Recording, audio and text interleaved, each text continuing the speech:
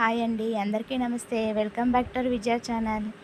ఈరోజు వీడియోలో చెక్కలైతే చూద్దామండి. ఈవినింగ్ స్నాక్స్ కొంచెం అల్లము, పచ్చిమిర్చి, అలాగే పెసరపప్పు లేదంటే పచ్చనిపప్పు అన్న వేసుకోవచ్చండి. నేను ముందే ప్రిపేర్ అవ్వలేదన్నమాట ఇది చేస్తానని. ముందే ప్రిపేర్ అయితే గనక పచ్చనిపప్పు ఎక్కువసేపు నానాలి కదా. సో అందుకని ఇన్స్టెంట్గా 1 అవర్లో చేసుకోవాలి అనుకుంటే మనమే ఇట్లాగా పెసరపప్పు నానబెట్టుకోవచ్చండి. తొందరగా నానిద్ది కదా అందుకని.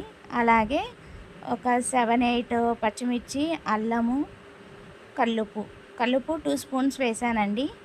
సో మిక్సీ అయితే పట్టేసుకుందాము. పక్కా కొలతలతో చెప్తానండి చెక్కలు ఎలా చేసుకోవాలా అనేది. నూనె పీల్చకుండా చేసుకుందాము. అలాగే ఇదేంటంటే మిక్సీ అయితే పట్టేసుకున్నాము. సో ఇప్పుడేంటంటే